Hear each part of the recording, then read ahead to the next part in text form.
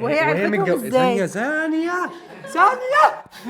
ثانية عشان هو انا طلعت صح، انا صح. انا صح، انا معترض على البنات. اسمعي كلامي. معلش يا هدير، أنا عندنا اللي شوية صح. خلافات في الاستوديو. يعني انت سبتيه عشان شتم، لكن خانج كملت شوية.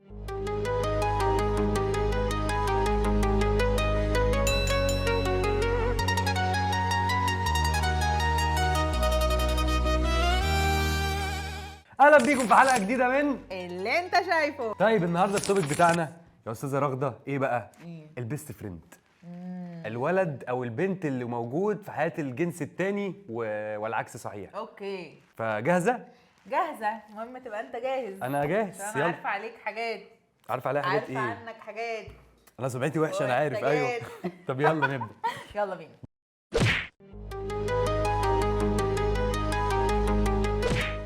بص احنا دلوقتي معانا سيتويشنز اوكي، وهنشوف بقى احنا مع ولا ضد. ماشي، خلاص تحفه. ندخل على طول في السخن. ادخل. دخلت البيت لقيت البيست فريند بيشرب شاي على الكنبه.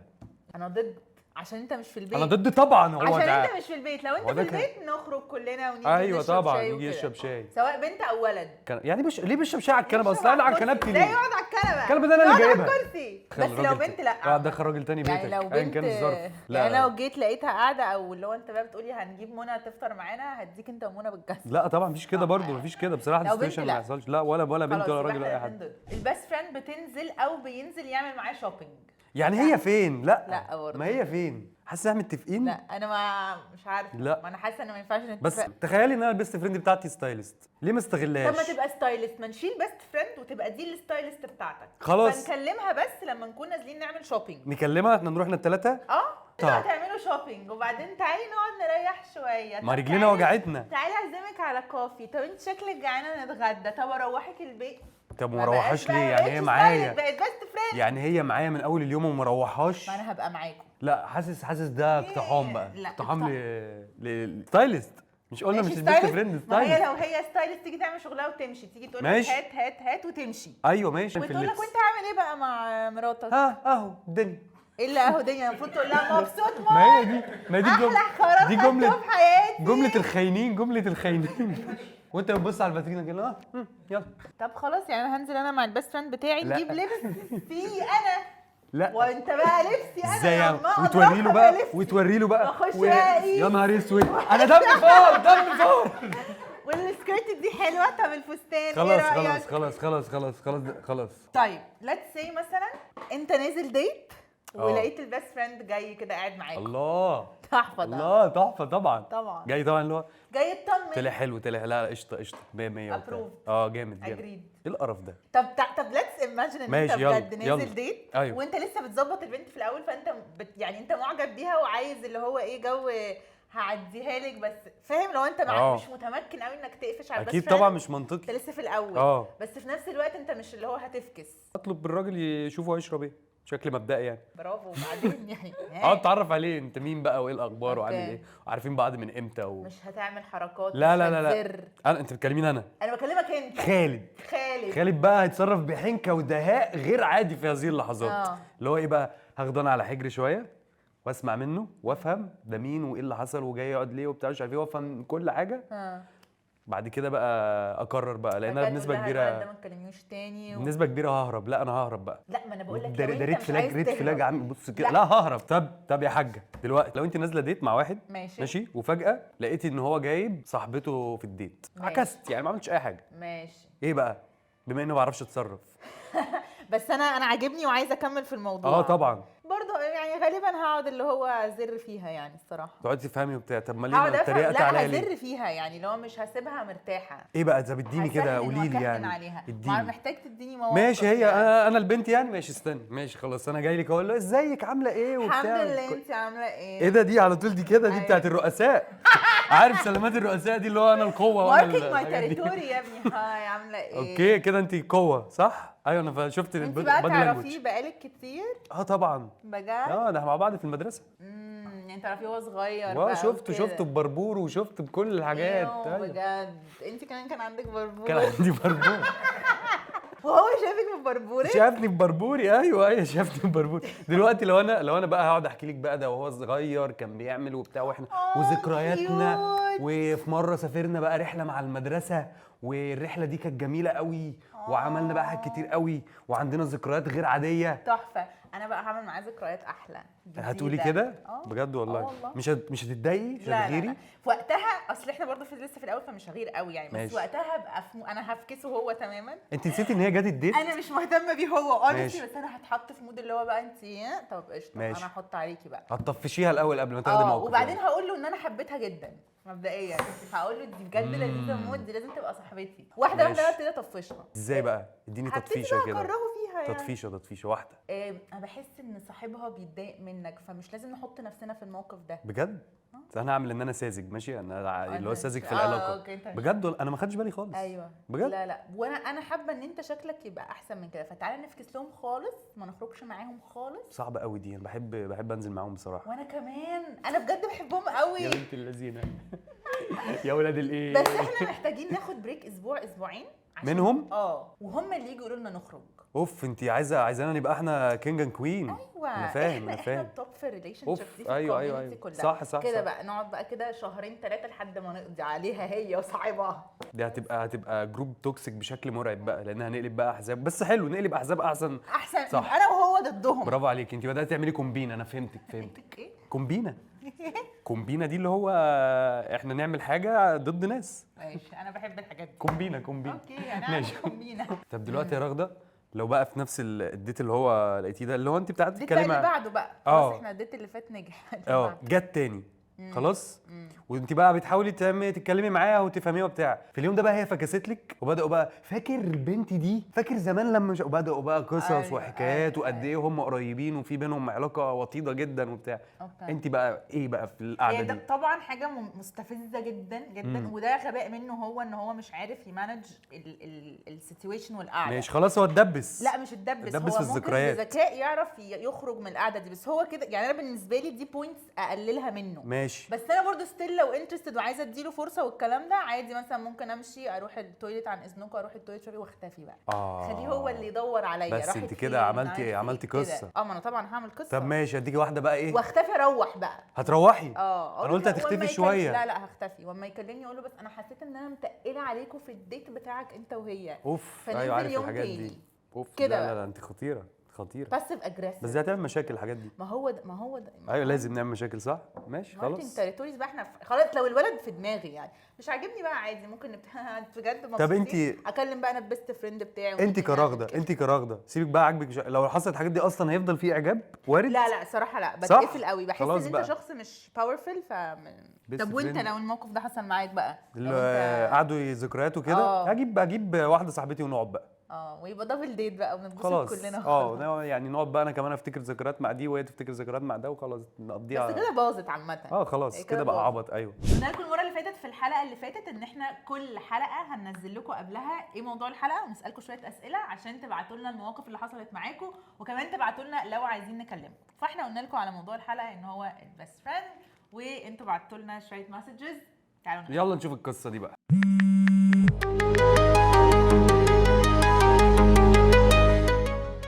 يلا نبدا. بنت خالتي ابن عمها كان مصاحب، فالبنت اللي مصاحبها انا ثانيه بقى الحاجات المركبه دي. ايه ده ليه كده؟ ليه بنت خالتي ابن عمها كان مصاحب؟ ماشي عشان هي هتكلم بنت خالتها. انا فاهم بس الموضوع كبير قوي. فالبنت اللي مصاحبها بعتت لبنت خالتي على اساس تتصاحب معاها وكده، قالت لها ايه رايك ما تتكلميش مع اسلام تاني وتتكلمي معايا انا وبنت خالتي دي كان عندها ساعتها 10 سنين. ايه ده؟ فقالت لها هجيب لك شوكولاته وتبعدي عنه، ولو شفتيه في الشارع صدفه ما تكلموهوش، غيرنا من طفله غبيه قوي.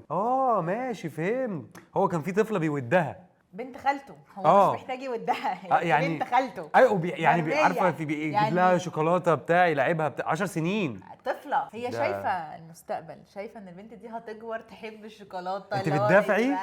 ايه ده؟ انا قلت هتبقي معايا. هو في منطق كده؟ هي اكيد شافت حاجه. هي يا نهار اسود بجد عندك منطق تبرري؟ هو يعني ايه ده؟ في مبرر؟ هي اكيد شاف. ما هو انت متخيل ان واحده مثلا عندها حاجه 20 سنه هتغير من بنت عندها 10 سنين؟ لا امال ابسولوتلي نوت. امال اللي هي حصل؟ شافت على فكره في اطفال بيحبوا ولاد خالهم ولاد عمهم، هو ده بيبقى الفيرست كراش اصلا ان انت ايوه ما عنديش في كل مشكله، ما دي الكوميونتي بتاعك اول ولاد بالطفوله بتشوفها مين؟ بتبقى بريئه برضو، قرايبك. بتبقى بريئه كده. هي مش عايزه براءه، مش عايزه دي اتجننت. مش اتجننت، هي خايفه البنت تكبر عندها مشاعر ليه، فهي بتحافظ على مشاعرها من قبل ما تتكون. يا نهاري صح. شابوه شابوه عامه لبنت صاحبه خالد بنت عمتك اللي وحياة ربنا انتوا مهابيش. مش مهابيش والله، فكر فيها. افكر فيها ايه؟ دي طفله، ما تفكر في اللي تفكر فيه طفله 10 سنين. على فكره 10 سنين اذا بري تين مش طفله، خلينا متفقين، والسن ده سن حرج جدا، بيبداوا يكونوا كراشات ويعجبوا بقرايبهم. هي مش عايزه تضايق البنت. يا مسابت السودا. طب ثانيه واحده اعكسها. حاسس والله اعلم اني بدات اقتنع. ده صوت البيست فريند. ده الصوت. طب انت بالعكس انت في طفل بتشوفيه تبوسيه وتسلمي. وتعالى يا لا مش طفل، لا مش 10 سنين. 10 مين؟ سنين ولا طفل ولا نيله. اهو 10 ده انا قد كنت بعمل بلاوي. فهمتك. لا رفعت الجلسه. فكك. هما كانوا شله ايام الجامعه وكانوا صحاب جدا، فواحد فيهم اتجوز واحده منهم. حلو. ولما خطيبي بقى جه خطبني عرفني عليهم، هي من بره الشله. حلو. وبس يا سيدي اكتشفت علاقته بصاحبته اللي هي مرات صاحبه برضه في نفس الوقت ولا قبل. احنا بصي يا هدير، احنا هنكلمك عشان احنا مش فاهمين حاجه. هل صاحبك اللي خطبك ده لا بص. كان مصاحب؟ ما تسيبيناش لخال. الو ايوه. هاي هدير، ازيك عامله ايه؟ انا راغده من انترتين ترين. اهلا. ازيك؟ معانا خالد. ازيك عامله ايه؟ تمام الحمد لله. احكي لنا عشان خيالنا صعب قوي. مسج كده وسبتينا في المطلق. احنا الاول بس عايزين نعرف الشخص اللي بتتكلمي عليه ده انت اتجوزتيه وخلاص والخطوبه تمت على خير ولا لا؟ لا طبعا لا احنا اتخطبنا اصلا. الكلام ده كنا مخطوبين في 2019. حلو. وفركشت في 1/1/2020. تاريخ مميز جدا. حلو. بس انا اصلا لما اكتشفت الموضوع، يعني اليوم اللي اكتشفت فيه الموضوع انا ما فركشتش فيه. كنت حاجه و20 لسه، كنت 28 حاجه كده يعني. ماشي. اتخطبت خطوبه صالونات عادي. وتعرفنا على بعض، وبعدين هو قال لي ان هو عنده شله صحابه كانوا شله في الجامعه وكده. احنا الكلام ده في الشرقيه عندنا مش متعارف عليه. حلو. ماشي. عادي اتس اوكي يعني خلاص تمام. هعرفك عليهم ونتعرف على بعض ونبقى كلنا شله ونخرج مع بعض ونروح ونيجي وكده. ماشي اوكي. فعرفت صحابه ومراتاتهم دي كانت معاهم في الشله ايام الجامعه، صاحبتهم قدهم هي وصاحبه اتجوزوا. الاثنين من الشله. لحد دلوقتي كل الكلام لطيف جدا. فجيت البنت دي بتكلمني كتير وبقينا صحاب وبنخرج مع بعض، وبعدين هي بتقولي معلومات غريبه قوي عنه، عن خطيبي، مش عن جوزها، عن خطيبي. بتقول ايه بقى؟ حاجات هو بيحبها انا كخطيبته مش هعرفها غير لما اتجوزه واقعد فتره متجوزاه. هدير عندي فضول يعني محتاجه تدينا اكزامبل. حاجتين بس مش اكتر. لا ما هو حاجات صعبه قوي. مع واحده طيب خلاص حاجه واحده بس. هي كلها في مواضيع شائكه مواضيع بين متجوزين يعني. وهي متجوزه. ثانيه عشان هو انا طلعت صح. انا صح. انا معترض على البنات. اسمعي كلامي. معلش يا هدير عندنا شويه خلافات في الاستوديو. اسمعي كلامي بعد كده. خش جوه دلوقتي. يا هدير هي متجوزه صح؟ استنى بس ادينا اكزامبل. هي متجوزه صاحبه. طب عرفت ايه؟ عايزين نعرف عرفت ايه. انا مش هسكت، مش هعدي الموضوع ده. عايزه اعرف عرفت ايه. الحاجات اللي هو بيحب ايه في البيت. بس خلاص فهمنا. 100 احنا فهمنا خلاص. وصلت. خلي بالك هي برضه يعني بتدور على مصلحتك. امسك موبايل شويه. انا كنت وقتها كمان ساذجه لدرجه انه اتس اوكي ماشي تمام. انت ليه بتقولي الحاجات دي؟ انا ماليش دعوه. بدات اللي هو خلاص تمام. انا كنت بشتغل، فانا مدرسه، فبصحى الساعه 6 الصبح. اوكي. فبنام بدري. ماشي. جيت في يوم في شهر 11 كده لقيت الساعه 4 الفجر برن عليه. ما بيردش عليا على التليفون العادي. لا على التليفون العادي ما بيردش عليا. اوكي. وانا في العادي ما بكلمش حد على الماسنجر والحاجات دي. اوكي. اليوم ده اتصلت بيه على الماسنجر. حلو. ان انا كول. كول واو. الساعه 4 الفجر. واكيد مش كول عاديه. خلاص كلمني دلوقتي، هتكلمني يعني هتكلمني ايه في اللي بتكلم؟ ماشي. كلمني قول لي انا نويت مع فلان. طب ما هو اللي هو جوزها. كداب. انت مين يا جوزها؟ عارفين دي اغنيه عمر ما حد لحمو بيكلم بيكا؟ حد الساعه 4 الفجر. الفكره بقى أيوة. ان جوزها في اليوم ده، ما هو جوزها عندي على الفيسبوك. على الفيسبوك. كان اوفلاين. دي اول حاجه. تاني حاجه انا عارفه ان هو مسافر. انا بحب قوي ان انت شغلتي مخك عامه. قال لها طيب تمام. فانا برضو في وقتها قلت ايه خلاص. طب انت وقت معاها ليه وبتكلموا ليه؟ اصل في مشكله بينها وبينه وانا بحلها الساعه 4 الفجر يا قولي ما يا تقولي- قولي ما اللي في تقوليش. نفسك، قولي اللي في نفسك، يا خرجي ابني. سيبيها، دي مكبوته قولي والله هات لي سكرين شوت انت باللي انت بتعمله. صح. طب روحي كلميه اساليه يا باشا. طب ما هو انا لو كلمتي اي راجل سالتيه هو فلان معاك، لو هو كده التاني هيقولك معايا كده اكزاكتلي. عشان كده انا مش هكلم صراحه صاحبك. ده مجتمع احنا متفقين على القصه دي ماشي. محطوطه في القوانين بتاعتنا. ايوه. فاللي هو هات لي سكرين شوت للمكالمه. فاتلخبط كده وقال لي لا ده انا بكلم فلانه ومش عارف ايه. قلت له طب تمام لما عمل انت احمد سعيد بتكلمها عبد ليه الغني بتكذب؟ هو في ايه بقى؟ هو انا لا. المهم انا وقتها قلت له اوكي خلاص. طب ليه بتكذب؟ انا ما عنديش مشكله ان انتوا بتتكلموا. طب انا عارفه ان انتوا صحاب. وخدت الموضوع وركنته. شاطرة. جدعه ذكيه. جدعه ظابط المباحث اللي جواك اشتغل. بدات بقى اتكلم معاها اكتر واسجل. مسجله يا باشا. هو ده محضر ابن فجره. ايوه لا انا مسجله المكالمات وانا موبايلي بيسجل المكالمات من غير ما يدي تنبيه ان المكالمات بتتسجل. فاللي هو ايه اسجل المكالمات بتاعتي انا وهي. وفي الاخر خالص قلت له هي جايه بتقول لي 1 2 3 هو في ايه بقى؟ تعالى لي كده. وقعدت فقال لي دي بتقول لي ان انت معلش 1 2 3 دي الحاجات القديمه اللي كانت بتحكيها لك من اول للاخر. ماشي خلاص. وهي كمان كانت بتعمل حاجه رخمه قوي. هي كانت بتقول لي الحاجات دي فلما لقيتني مش واخده بالي او ساذجه لسه طيوبه بقى وكده.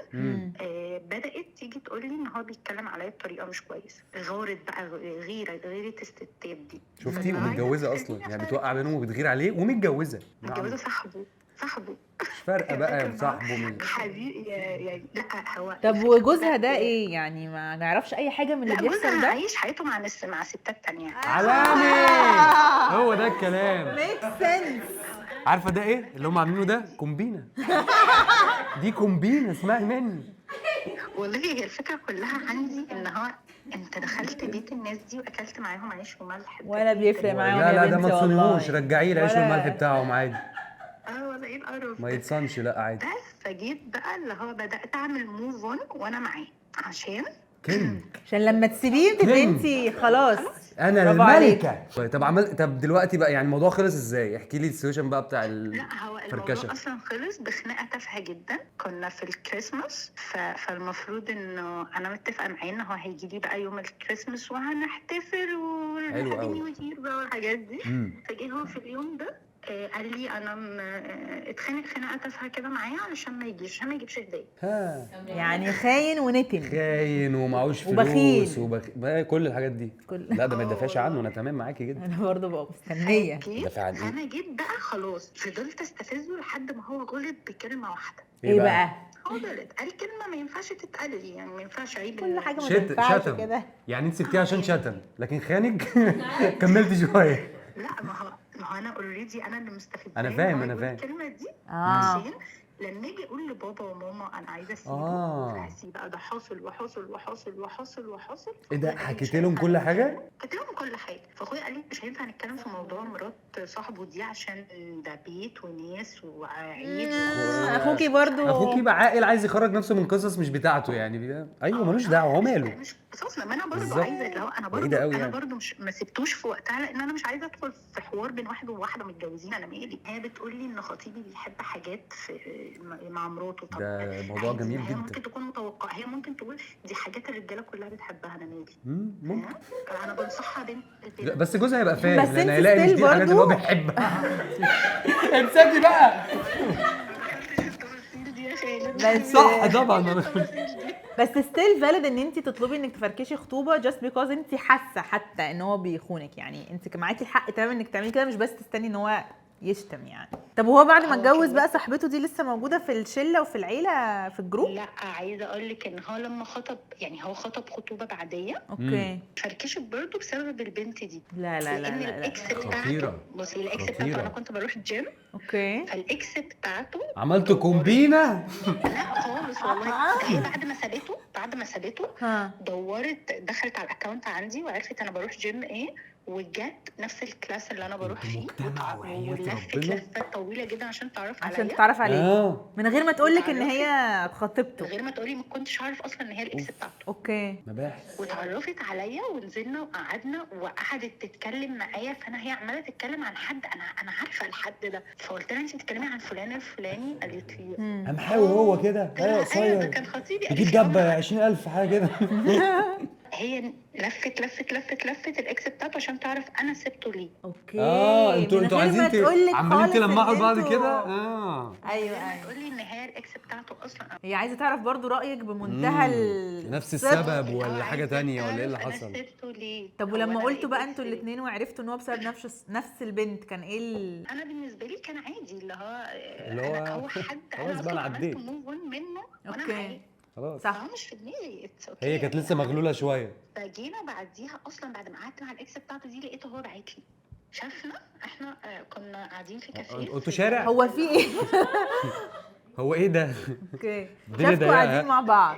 شافنا فبعت لي، فبيسالني احنا كنا قاعدين مع بعض ليه، فبقول له لا عادي احنا اصحاب، انا ما كنتش عارف ان هي الاكس بتاعتك اصلا، وبعدين ما انا عارفه ان انت سبتها بسبب فلانه. المهم قعدت اتكلم معاه بصراحه يعني ونصحته، قلت له لو انت عايز اي جوازه ليك تتم بما انك كبرت في السن بقى خلاص اقطع مع فلانه دي وعشان اي جوازه تتم، يعني عشان جدع. امك تفرح بيك بقى. سم في العسل ده، عارفاه. بصي انا بحبكم جدا، بحب خالد جدا جدا من كونكت فور ومن زمان. بعشقك والله العظيم. شكرا، نورتينا.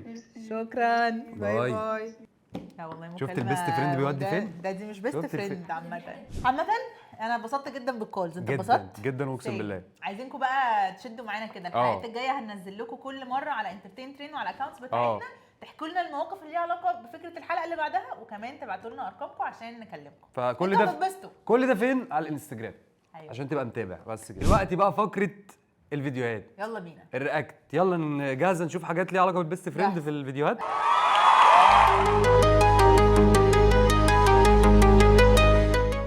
يلا بينا. طب عايزه جوزك يبقى عنده بيست فريند بنت؟ بيست فريند واحده بنت؟ لا، عنده صحاب كتير بنات بس واحده تبقى بيست فريند. شايفه الخبره؟ I agree شايفه عامة. الخبره؟ شايفه لفتها ازاي؟ واحده قاعده كده لوحدها وتوجع على ودماغها. فكره اي اجري جدا لما يبقوا جروب كبير تمام. لكن واحده بس بيست فريند، امال هي لازمتها ايه؟ ماشي. وهنتفق في نفس فكره ان هي كمان وصلوا لمرحله ان هم متجوزين. أيوة. يعني مش لسه بيظبطوا بين عجبني طريقه تفكيرها. دي بسمه. فيلم واحد صحيح. الفيلم ده كله غلط. الفيلم ده الفيلم ده بقى شقلب العلاقات. فيلم خطير. لا شقلباظات. بس اقول لك على حاجه، اديكي شفتي الواقع، احنا كلمنا ناس اهو، ناس حقيقيه جدا وفان بيج وجايين ناس حقيقيه جدا. ايوه. والدنيا متهربده. فلا ده موجود جدا. الميسي ناس دي في الحياه الصراحه. عارفه دي مين؟ بسمه كانت عامله دور دي ايه؟ جميله قوي، البيست فريند. البيست فريند من اول دقيقه لاخر دقيقه، في الاخر ما رضتش تروح فرحه عشان اكتشفت ايه ده انا بحبه باين ولا ايه. ماشي، دي مشكله عندها انها اكتشفت لا متأخر لا لا قوي. لا اكتشفت لا. متاخر قوي. لا هي ما كانتش عارفه تواجهه بس. يعني هي كانت مكتشفه. هي عارفه. بس هو بس خلي بالك بصي. هو برضو كان ريد فلاج كبير قوي في الفيلم ده. كده كده ده كده فهي كده. اصلا الحمد لله ربنا نجدها نوسه. نجدها ايه؟ لا إنها ما في راحتش الاخر تقول له. سيبك بس من علاقاته، هو معاها هي بجد، هو كان بيست فريند بجد. عمري ما برتاح غير لما بتكلم معاك يا حيوان انت. شفت بيحبها ازاي؟ وتبقى راجل امتى يا اكبر طفل في العالم؟ لما الاقي واحده احس معاها بالسلام زي اللي بحسه مع مريم، والانبساط زي اللي بحسه مع ميسيس بيرفكت، واحده احبها زي ما بحب اميره. عالمي. ده ابوك الله يرحمه بقى يبعتها لك من عنده في الجنه ان شاء الله. اندرسته. وتكون فهماني اكتر من نفسي زي جنابك كده. مش تكلم مريم بقى ويرجعوا هي وهو بقى. بجد such a big red flag. هو بجد حبيبي عايز such a كل big red حاجة. flag. this respect يا مان. هو عايز كل حاجه وده مش واقعي. هو ممكن يبقى عنده كل حاجه بس هو الكرسي هيتقلب بينا. عشان بس تعصب. براحتك. هو ممكن على فكره هو ممكن تكون عادي مريم دي فيها كل ده ماشي. بس هو جو ايه، ما هو برضو مش كل الناس نفس الليفل. تعبان في دماغه كده كل الناس مش نفس الليفلز، فهو مش لازم يبقى الاكستريم في كل حاجه، يعني فهماك على طول، انبساط على طول، ما هو هيبقى فيه ليفلز. فما فيش حاجه اسمها ان احنا نحوش بقى ونجمع كل الستات. ايه الهبل تعبان في دماغه وبجد.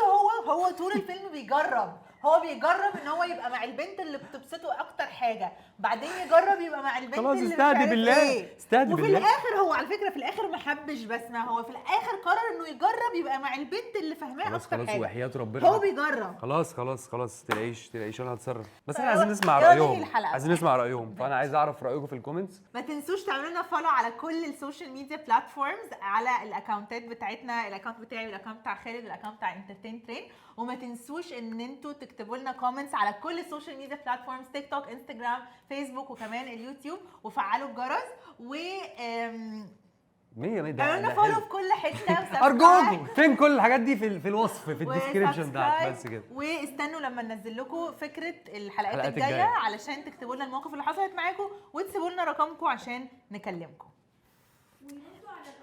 وردوا على الاسك يا جماعه. عاليه بتتعيط.